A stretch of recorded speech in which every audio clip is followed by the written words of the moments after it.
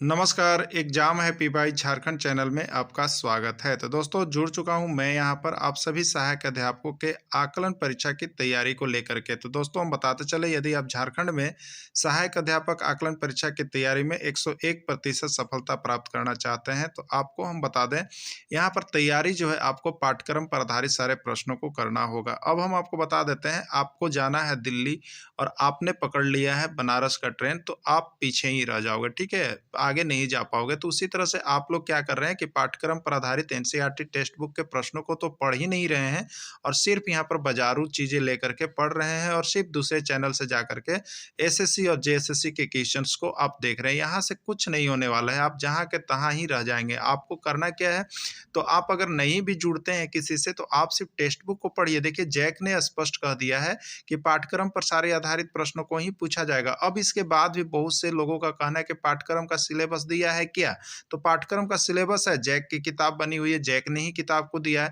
तो आपको पाठ्यक्रम देखना है तो आप सही ट्रेन को पकड़ें, सही जगह पर जाएं और सही रणनीति में सही समय पर तैयारी करें, नहीं तो सब कुछ धरा के धरा रह जाएगा। तो आपको हम बता देते हैं यहाँ पर इस चैनल पर यदि आप जुड़ते हैं तो आपको सब कुछ मिल रहा है, वही जो जैक मॉडल पर आधारित है। तो आपको सिर्फ और सिर्फ 501 रुपए में जुड़ करके आप यहाँ पर सारे पाठ्यक्रम पर आधारित प्रश्नों को देख सकते हैं और जैक मॉडल पर आधारित प्रश्नों को देख सकते हैं, जो कि कहीं भी किसी भी और किसी भी चैनल पर यह उपस्थित नहीं है। अब आपकी बारी है कि आप क्या डिसाइड करते हैं। अगर डिसाइड करते हैं तो अभी हमारे मोबाइल नंबर पर संपर्क कीजिए और यहाँ पर जुड़ जाइए, जिससे कि आपको किसी भी प्रकार का धोखा ना हो और आप यहाँ पर आकलन परीक्षा में पास करके एक दिन अस्थायी शिक्षक बन सके। तो बंधु हम आप लोगों के लिए जैक मॉडल पर आधारित पाठ्यक्रम को लेकर के यहाँ पर उपस्थित हो चुके हैं। तो आप सभी जैक मॉडल यानी जेसीईआरटी टेक्स्ट बुक के सारे नोट्स को यहाँ पर आप कवर अप करेंगे और जिसमें देखेंगे सारे एनसीईआरटी नोट्स का यहाँ पर ऑब्जेक्टिव क्वेश्चन आंसर और जो हर जगह एग्जाम में पूछा गया है। तो आप ऐसे जेसीईआरटी टेक्स्ट बुक जो आपके राज्य में जैक की तरफ से किताबें दी गई है उसका अगर नोट्स और पीडीएफ सारा चीज आपको पढ़ना ही पड़ेगा, क्योंकि उसी से सारे प्रश्न आपके आने वाले हैं। क्योंकि जैक ने यह घोषणा भी कर दी है कि आपके जो प्रश्न होंगे वो जैक मॉडल पाठ्यक्रम पर आधारित प्रश्न होंगे 70%। तो पाठ्यक्रम पर ही आधारित प्रश्न हम आपके लिए यहाँ पर लिख करके लाते रहते हैं। तो जो अभी तक शिक्षकगण नहीं जुड़ पाए हैं वो अभी के अभी मोबाइल देखने के बाद यहाँ पर मोबाइल नंबर से जुड़ जाएंगे और यहाँ पर बहुत ही अभी मेगा ऑफर की तरफ से आपको कम में जुड़ने का मौका भी मिल रहा है। तो आप जल्दी करेंगे और जल्दी करके यहाँ पर जरूर जुड़ेंगे, जिससे आपको सारे जैक मॉडल पर आधारित प्रश्न पत्र आप देख सकें और पढ़ सके और 101% सफलता प्राप्त कर सके। तो चलिए पहला प्रश्न क्या है देखेंगे। पहला प्रश्न है, राम रमेश से कहता है तुम्हारी माँ मेरी माँ की बहन है, तो राम और रमेश में क्या संबंध है? ममेरा भाई का, चचेरा भाई का, मौसेरा भाई का या चचेरी बहन का? ठीक है, क्या होगा? सबसे पहले राम और रमेश है तो बहन तो होगा नहीं, ये कट गया। अब 3 को बचा, तो 3 के लिए आप देखिएगा यहाँ पर आपको जो है राम क्या कहता है। ठीक है, ये राम है और ये मान लीजिए रमेश है, ठीक ना। राम रमेश से कहता है, क्या कहता है कि राम की जो माँ है ना, तुम्हारी जो माँ है, राम रमेश से कहता है यानी रमेश की जो माँ है वो क्या है? मेरी माँ की बहन है, मेरी माँ की बहन। तो ये दोनों हो ही कौन? ये दोनों बहन हो गए। यानी तो ये राम के लिए अगर ये देखा जाएगा तो रमेश के लिए वो मौसी हो गई और रमेश के लिए भी ये मौसी हो गई। ठीक है, यानी राम और रमेश में क्या संबंध हो गया? तो राम और रमेश जो है दोनों मौसेरा भाई हो जाएंगे। क्या हो जाएंगे? मौसेरा भाई हो जाएंगे। इसका राइट आंसर मौसेरा भाई हो जाएगा। ठीक है, चलिए आपका भी आंसर आया होगा जरूर। माँ की बहन मौसी हुई अतः राम और रमेश मौसेरे भाई हुए। देखिए इस तरह का नोट्स हम बना बनाया आपको दे रहे हैं, जो कि जैक मॉडल पाठ्यक्रम पर एकदम 101% भिड़ने वाला है, कहीं कोई कंफ्यूजन नहीं है। बस आप अभी कभी जुड़ने का प्रयास कीजिए और सारे नोट्स पीडीएफ बन गए हैं, आप यहाँ पर देख सकते हैं। आपके माँ की बेटी का बेटा आपको रिश्ते में क्या लगेगा? लड़की, भगनी, भगिना या भतीजा? ठीक है, अपनी माँ, ठीक है, अपनी माँ की बेटी, माँ की बेटी वो आपकी हमारी कौन हो जाएगी? बहन हो जाएगी। ठीक है, बहन। और बहन का बेटा, बहन का बेटा कौन लगेगा? बहन का बेटा, बहन का बेटा कौन होता है बताइए? भगिना कहते हैं हम लोग। क्या कहते हैं उसको? भगिना कहते हैं। तो भगिना इसका राइट आंसर हो जाएगा सी। ठीक है, चलिए मेरी माँ की बेटी हमारी बहन हुई और बहन का बेटा भगिना होगा। Very good. चलिए अगला देखिएगा, ध्रुव तारा हमेशा किस दिशा की ओर दिखाई पड़ते हैं? उत्तर दिशा, पूर्व दिशा, पश्चिम दिशा या उत्तर दक्षिण दिशा? ठीक है, तो ध्रुव तारा हमेशा याद रखिएगा उत्तर की ओर दिखाई देने वाले तारों को ध्रुव तारा कहते हैं। ध्रुव तारा उत्तर दिशा की ओर, तो ध्रुव तारा हमेशा जो है उत्तर दिशा की ओर ही दिखाई देते हैं। इसका राइट आंसर ये हो जाएगा। देखिए सारा नोट्स आपका जो है यहाँ पर एनसीईआरटी किताब का है और सब कुछ बन गया। बस आप यहाँ से परचेज करके एक बार यदि अच्छी तरह से रिवीजन क्लास कर लेते हैं तो आपको यहाँ से 100% सफलता कदम चूप रहा है, और नहीं तो आप कहीं ना कहीं फेल करने के कगार पर पहुंच जाइएगा। कौन सा खगोलीय पिंड है जिसका अपना ऊष्मा और प्रकाश नहीं होता है? सूर्य, तारा, ग्रह या सप्तर्षि। ठीक है, कौन सा खगोलीय पिंड है जिसका अपना ऊष्मा और प्रकाश नहीं होता है? तो ग्रह जो होते हैं उनका अपना ऊष्मा और प्रकाश नहीं होता है, वे दूसरों को ऊष्मा और प्रकाश से प्रकाशित होते हैं। ग्रह का अपना ऊष्मा और प्रकाश नहीं होता है। सौर परिवार का मुखिया कौन होता है? तारा, ग्रह, चंद्रमा या सूर्य। ठीक है, तो सौर परिवार का जो मुखिया होता है वो होता है आपका सूर्य ना। सौर परिवार का मुखिया सूर्य होता है। आकार की दृष्टि से पांचवा सबसे बड़ा ग्रह कौन है? आकार की दृष्टि से पांचवा बड़ा ग्रह कौन है? तो आकार की दृष्टि से सबसे पहला जो है बड़ा ग्रह वो आपका कौन है? बृहस्पति। इसका हमने ट्रिक भी दे दिया है, तो आप सभी इसके नोट्स लेने के लिए जुड़ जाइएगा। तो यहाँ पर पांचवा जो ग्रह हो जाएगा वो आपका हो जाएगा पृथ्वी। ठीक है, कौन हो जाएगा? पृथ्वी। सूर्य से दूरी के अनुसार तीसरा सबसे बड़ा ग्रह कौन है? देखिए अब ये दूरी के अनुसार है, वो आकार के अनुसार था, ये दूरी के अनुसार है। तो दूरी के अनुसार क्या होता है? होता है बुध, शुक्र, पृथ्वी, मंगल। तो यह कौन स्थान पर पूछा है? तीसरा स्थान पर। तो ये पहला है, ये दूसरा है, ये तीसरा, यानी पृथ्वी होगा। तो पृथ्वी किस में है? सी में है। इसका भी ट्रिक और नोट्स बना दिया गया है, सभी को यहाँ पर देख लेंगे। नीला ग्रह के नाम से किसको जाना जाता है? नीला ग्रह के नाम से किसको? पृथ्वी, शुक्र, मंगल या बृहस्पति। तो नीला ग्रह के नाम से पृथ्वी को जाना जाता है। ये भी पीडीएफ बन करके तैयार है आपको सारे सौरमंडल का, बस लेकर के यहाँ से पढ़ लीजिएगा।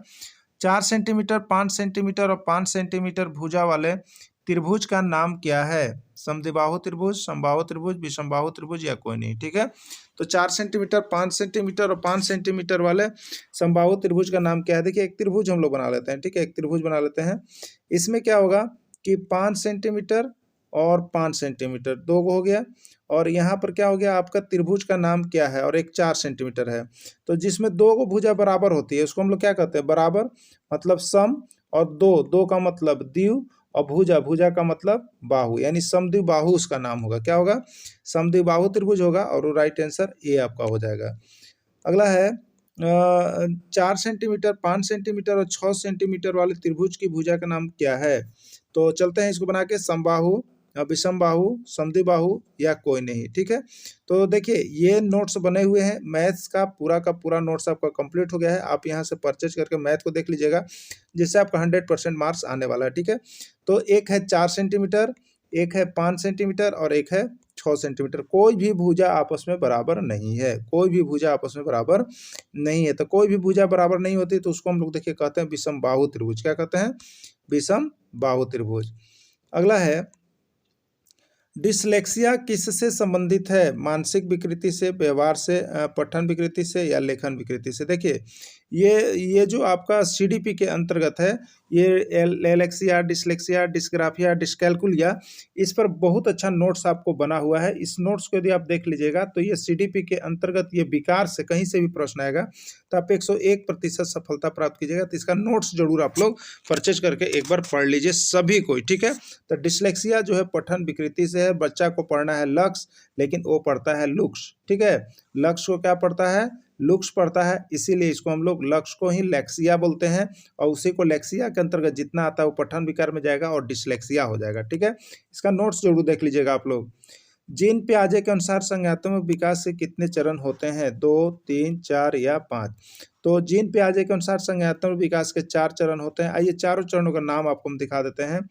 देखिए यहाँ पर नोट्स बना करके आपको दिया हुआ है, जो भी पहले से जुड़े हैं उनको नोट्स मिल गया है। पहला होता है संवेदी गामक अवस्था जो 0 से 2 वर्ष का होता है।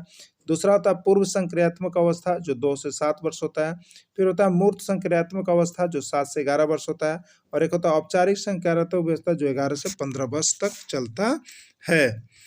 एक वृत्त का व्यास 22 सेंटीमीटर है, उस वृत्त की त्रिज्या क्या होगी? ठीक है, 10 सेंटीमीटर, 11 सेंटीमीटर, 12 सेंटीमीटर या 13 सेंटीमीटर, क्या होगा आपको बताना है। ठीक है, चलिए एक वृत्त बनाते हैं, एक वृत्त हो गया ना। अब ये वृत्त का मान लीजिए केंद्र है, तो वृत्त के केंद्र से जो गुजरता है वही व्यास न होता है। अब वृत्त के केंद्र यहाँ पर है तो इधर भी आर होगा और इधर भी आर होगा, और ये पूरे भाग को हम लोग क्या कहेंगे, ये पूरे भाग को डी कहेंगे, पूरे भाग को, ठीक है। तो डी क्या होता है, त्रिज्या का दुगना होता है। डी क्या होता है, त्रिज्या का दुगना होता है।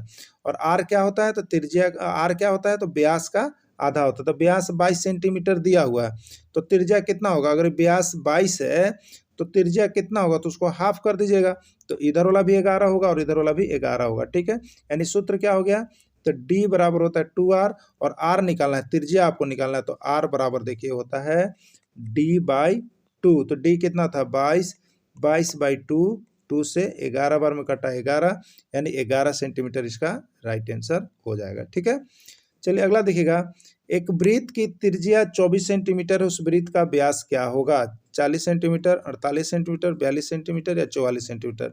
देखिए अभी त्रिज्या जब निकालना है तो क्या करते हैं, व्यास का आधा करते हैं, और त्रिज्या जब दिया हुआ व्यास निकालना है तो व्यास क्या होता है, त्रिज्या का दुगना होता है। दो को त्रिज्या जोड़िएगा तब व्यास आपको मिलेगा, ठीक है।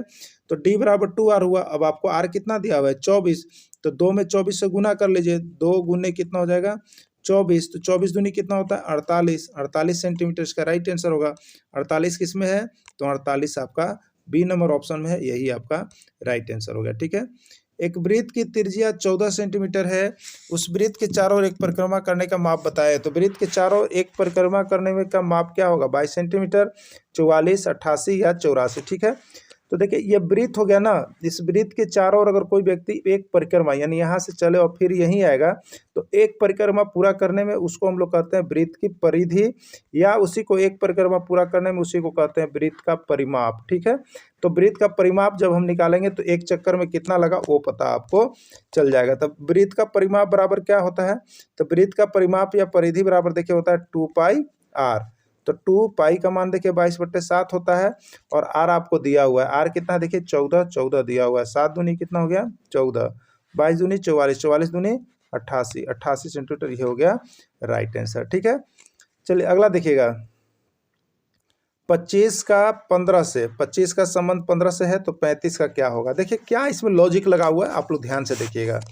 25 है ना, 25 को हम लिख सकते हैं, देखिए 25 को लिखा गया है 2 गुने ये 5 और फिर कर दिया गया है 5, 2 पच्चे 10 और 5 कितना हो गया 15, आया ना। ये लॉजिक पर ये काम कर रहा है, 25 और 15 का संबंध ऐसा है, तो 35 का भी संबंध वैसा ही होगा, ठीक है।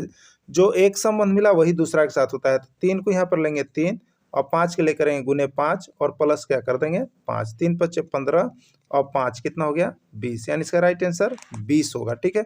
तो 20 है ना, 20 है, किस में है, बी में है, तो यही इसका राइट आंसर हो जाएगा।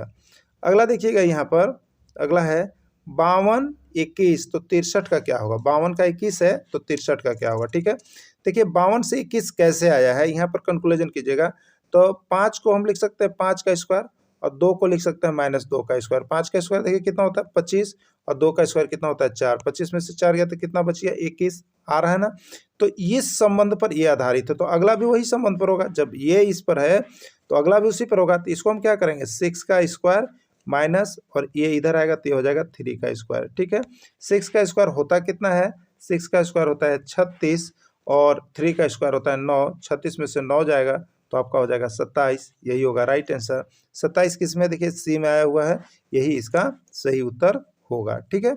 चलिए अगला देखिएगा, परिवार में कौन सा उपसर्ग, देखिए उपसर्ग और प्रत्यय का नोट्स तो इतना बेहतरीन हम आपको दिए हैं प्यारे शिक्षक बंधु हिंदी का, कि आप एक बार नोट्स देख लीजिएगा। तो ये जैक का जो मॉडल पाठ्यक्रम है वो एकदम 100% है, और उसके बाद यहाँ पर क्या है, तो उसके बाद है कि आप कहीं का भी नोट्स PDF देख रहे देखें, लेकिन ये जो जैक मॉडल पर आपको मैं टेक्स्ट बुक का बनाया है वो तो एक बार आपको देखना ही देखना है, लास्ट तक नहीं देखिएगा तो यहाँ पर आपका परसेंटेज खराब हो सकता है, रिजल्ट खराब हो सकता है, इसलिए सभी को देख लीजिएगा।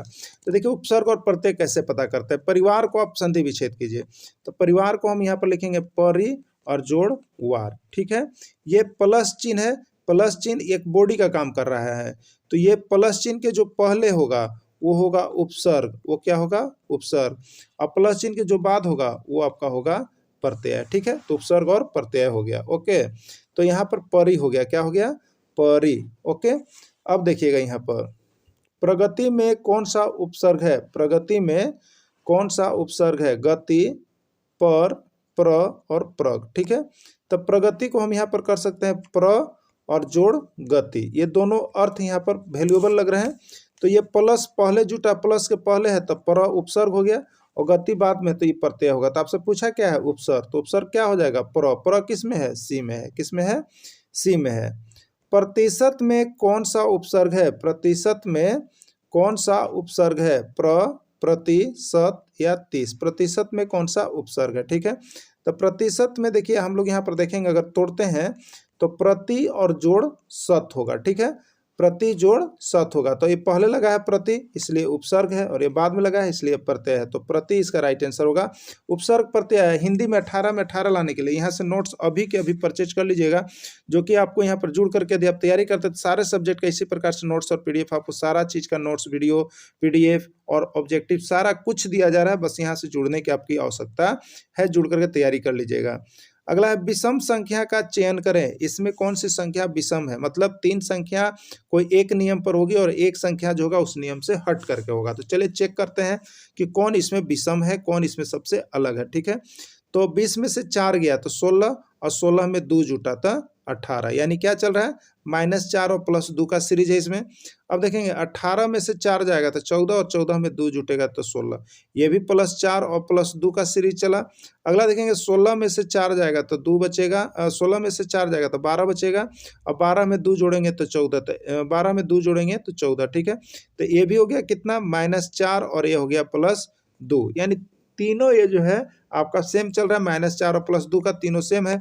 यानी अब चौथा का देखेंगे तो 14 में से हमको 4 घटाना था, 14 में से 4 घटाते तो 10 आता, लेकिन यह 3 घटाया है इसलिए यही गलत है। ठीक है, तो ये विषम है, ये सबसे अलग है, तो इसी को विषम कहेंगे, यानी राइट आंसर डी हो जाएगा। ठीक है, राइट आंसर डी हो जाएगा। चलिए अगला भी है, विषम संख्या का चयन करें। सबसे अलग क्या है? तो यहाँ पर देखेंगे, इस सीरीज को जब हम देखते हैं तो सीरीज में क्या कुछ आ रहा है उसको हम लोग यहाँ पर देख लेंगे एक बार। ठीक है, तो सीरीज में देखिए, अगर पहला देखें तो 6 और 7 13, 13 और 11 24, यानी क्या चल रहा है? +7 और +11 इसमें चला। ठीक है, अगला को देखें 12 7 19, 19 और 11 30, ये भी चल रहा है +7 और +11। ठीक है, अगला देखेंगे तो यहाँ पर 18 7 25 और यहाँ पर 9 हो रहा है। ठीक है, 25 और 9 34, तो +7 और ये हो गया +9। अगला हम देखेंगे तो 24 7 31 और 31 और 11 42, यानी +7 और +11। तो ये 3 ए, बी और डी 3 को एक नियम पर है, लेकिन जो सी है वो आपका अलग है, इसलिए सी जो है सबसे विषम माना जाएगा, सबसे अलग माना जाएगा। इसी तरह से इसका टेस्ट जब रहता है तो आप लोग चयन कर सकते हैं। ठीक है, चलिए अगला देखिएगा, विषम संख्या का चयन करें। 1 4 9। ठीक है, तो ये क्या चल रहा है? 1 का स्क्वायर है, 4 किसका है? 2 का स्क्वायर है, और 9 किसका है? 3 का स्क्वायर है। चलिए ठीक है, अगला देखेंगे 4 क्या है? तो ये 2 का स्क्वायर है। 9 क्या है? ये 3 का स्क्वायर है, और 16 क्या है? ये 4 का स्क्वायर है। ठीक, अब 3 देखिएगा तो 3 तो किसी का स्क्वायर होता ही नहीं है। 16 4 का स्क्वायर और 5 का स्क्वायर हो गया। अगला देखिएगा 25, तो ये 5 का स्क्वायर है। 36 तो ये 6 का स्क्वायर है, और 49 तो 7 का स्क्वायर है। तो देखिए इसमें से 3 को जो है आपको लगातार स्क्वायर का मिल रहा है, 1 है तो 2 है तो 3 है। ठीक है, अगर 2 से स्टार्ट किए तो 2 3 4, इसका स्क्वायर मिला। अगर 5 से स्टार्ट करें तो 5 6 7 का मिला, लेकिन तीसरा में जो है फर्स्ट नंबर ही स्क्वायर नहीं है, इसलिए सी जो है आपका विषम है। इसमें सी जो है सबसे अलग है, सी जो है सबसे ऑड नंबर है। ठीक है, चलिए अगला देखिएगा, सबसे छोटे महाद्वीप का नाम बताइए। सबसे छोटे महाद्वीप का नाम बताइए। तो सबसे छोटा महाद्वीप, कल देखिए हमने आपको यहाँ पर महाद्वीप का नाम याद रखने का भी ट्रिक दे दिया है, तो आपको ट्रिक भी हम यहाँ पर 100 गो दे रहे हैं। 100 क्या 1000 ट्रिक आपको मिलने वाला है यहाँ पर छोटा छोटा, जिसको आप देख लीजिएगा। तो उस ट्रिक से भी खाली आप याद कर लीजिएगा तो आपका एग्जाम पास हो रहा है। तो सबसे छोटा महाद्वीप कल हमने बताया था, सिया ने फ्री में नासा आंटी का रूप लिया। लिया मतलब ऑस्ट्रेलिया था ना, तो ऑस्ट्रेलिया। तो इस ट्रिक को भी देख लीजिएगा, सब नोट्स मिल जाएगा आपको, बस जुड़ने का हो सकता है। ऑस्ट्रेलिया क्या हो जाएगा? ऑस्ट्रेलिया हो जाएगा। द्वीपीय महाद्वीप के नाम से किस महादेश को जानते हैं? द्वीपीय महाद्वीप के नाम से किस महादेश को जानते हैं? तो वो आपका देखिए हो जाएगा ऑस्ट्रेलिया। कौन हो जाएगा? ऑस्ट्रेलिया। यह चारों तरफ से महासागरों से घिरा हुआ है, इसलिए इसको द्वीपीय महाद्वीप के नाम से घिरा जाता है। चारों तरफ से घिरे हुए क्षेत्र को क्या कहते हैं? द्वीप। जल से घिरे हुए क्षेत्र द्वीप, टापू, द्वीप या टापू, महाद्वीप या प्रायद्वीप या महादेश, ठीक है। तो चारों तरफ से जो जल से घिरे हुए क्षेत्र होते हैं उसको द्वीप कहते हैं, याद रखिएगा, ये बहुत बार एग्जाम में आ गया है ना। अगला है, इसमें वृद्धि के संबंध में क्या सही है। इसमें वृद्धि के संबंध में क्या सही आपको बताना है। वृद्धि निरंतर चलने वाली प्रक्रिया है, वृद्धि कभी भी हो सकता है, वृद्धि एक निश्चित समय तक होता है, या सभी। तो इसका राइट आंसर है कि वृद्धि एक निश्चित समय तक ही होता है, किसी में भी वृद्धि एक निश्चित समय तक होता है, उसके बाद वृद्धि रुक जाती है। तो ये बिल्कुल सही आंसर है, सी इसका राइट आंसर हो जाएगा। विकास के संबंध में क्या सही है। विकास एक निश्चित समय तक होता है, विकास रुक जाता है, विकास के लिए समय निर्धारित नहीं होता, या सभी। तो बिल्कुल सही है कि विकास के लिए कोई समय निर्धारित नहीं होता है, कोई आदमी कभी भी विकास कर सकता है और कोई आदमी कभी भी अपना विनाश कर सकता है। तो विकास का कोई समय निर्धारित नहीं होता है। अगला है, बाएं से 20वां अक्षर के बाएं 12वां अक्षर कौन होगा, ठीक है। अंग्रेजी अक्षर की ये बात किया जा रहा है, देखिए ABCD, ये इधर से हम चल रहे हैं, मतलब किधर से चल रहे हैं, बाएं से चल रहे हैं, और किधर चल रहे हैं, दाएं से, और इधर से चलेंगे तो चल रहे हैं किधर से, तो दाएं से चल रहे हैं, और किधर आ रहे हैं, बाएं आ रहे हैं, ठीक है। तो अब देखिएगा, बाएं से 20वां अक्षर के बाएं 12वां अक्षर, तो बाएं से 20वां अक्षर इधर चलिएगा और फिर बाएं आना है, तो फिर इधर आइएगा, यानी घटा देना है। जब भी कहे बाएं से बाएं, देखिए बाएं से बाएं ही करा तो घटा दीजिएगा, तो 20वां अक्षर में से 12वां अक्षर घट जाएगा, तो कितना अक्षर बचेगा, 8वां अक्षर। अब देख लीजिए शुरू से 8वां अक्षर कौन होता है, तो यहाँ लिख लीजिए अगर नहीं याद है तो ABCDEFG H, कौन सा अक्षर हुआ, 1 2 3 4 5 6 7 8, 8वां अक्षर कौन है, H है। H किस में है, B में है, तो यही इसका राइट आंसर हो जाएगा, ठीक है। अगला है, अंग्रेजी वर्णमाला में बाएं से 7वां अक्षर के बाएं 5वां अक्षर कौन होगा। देखिए फिर बाएं बाएं मिल गया है, घटा दीजिए, तो 7 में से 5, और किधर से बोल रहा है, तो शुरुआती देखिए बाएं से बोल रहा था, आपको इधर से चलना है, तो इधर से दूसरा अक्षर कौन होगा, B, तो दूसरा अक्षर B होगा, तो B ही इसका राइट आंसर हो जाएगा। इसका राइट आंसर हो गया B, यानी C हो जाएगा, ठीक है। अगला है, एक आयत की लंबाई 10 सेंटीमीटर और चौड़ाई 8 सेंटीमीटर है, उस आयत का क्षेत्रफल ज्ञात कीजिए। एक आयत की लंबाई 10 सेंटीमीटर और चौड़ाई 8 सेंटीमीटर है, उस आयत का क्षेत्रफल ज्ञात करें, ठीक है। करें 70 सेंटीमीटर, 70 cm, 80 सेंटीमीटर स्क्वायर। आयत का क्षेत्रफल बराबर देखिए होता है लंबाई गुने चौड़ाई, यानी हो जाएगा 10 सेंटीमीटर गुने 8 सेंटीमीटर, 10 8 80, और ये हो जाएगा सेंटीमीटर स्क्वायर, यही हो जाएगा राइट आंसर, ठीक है।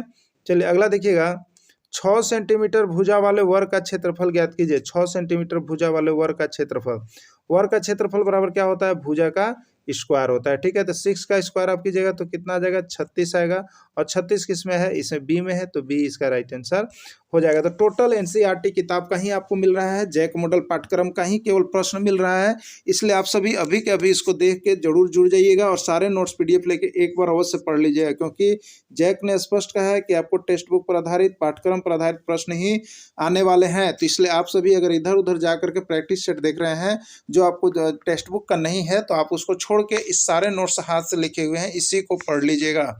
अगला प्रश्न है, देखिए यहाँ पर, हमारा देश भारत क्या है। हमारा देश भारत क्या है, द्वीप है, प्रायद्वीप है, द्वीप समूह है, या कोई नहीं। तो हमारा देश भारत जो है एक प्रायद्वीप है, ठीक है। 3 तरफ से जल से घिरा होता है, जिसके कारण इसको प्रायद्वीप कहा जाता है। 3 तरफ से जल से घिरे हुए क्षेत्र को क्या कहा जाता है, इसको भी देख लीजिएगा, ये भी प्रश्न बहुत बार आया हुआ है कि 3 तरफ से जल से घिरे हुए क्षेत्र को क्या कहते हैं। तो 3 तरफ से जो जल से घिरे होते हैं उसको प्रायद्वीप कहते हैं। तो आप याद रखिएगा, प्रायः 3 आदमी नहीं जाना चाहिए, प्रायः 3 आदमी नहीं जाना चाहिए। तो 3 तरफ से घिरा हुआ रहेगा तो उसको प्रायः मतलब प्रायद्वीप याद रखिएगा, ठीक है। और 4 तरफ से घिरा है तो द्वीप याद रखिएगा। अगला है, इसमें कौन घर का पर्यायवाची शब्द नहीं है। इसमें कौन घर का समानार्थी शब्द कही है, पर्यायवाची शब्द, यानी घर के समान अर्थ इसमें किसका नहीं है। तो आवास घर का होता है, गृह भी घर का होता है, सदन भी घर का होता है, सलील घर का समानार्थी शब्द नहीं होता है, राइट आंसर B हो जाएगा। इसमें चंद्रमा का पर्यायवाची शब्द नहीं है, आपको देखना है कि इसमें कौन चंद्रमा का पर्यायवाची शब्द नहीं है। तो सबसे पहले चुन लीजिए कि चंद्रमा का पर्यायवाची शब्द होता कौन कौन है। तो चंद्रमा का देखिए होता है शशि, राकेश, इंदु, ये सभी चंद्रमा को ही बोले जाते हैं, ठीक है। लेकिन प्रकाश जो है बिल्कुल अलग है, तो ये प्रकाश जो है पर्यायवाची शब्द नहीं है, राइट आंसर D होगा। पानी का पर्यायवाची शब्द है, पानी का पर्यायवाची शब्द क्या है, अम्बु, जल, वारी, कोई नहीं, ABC तीनों।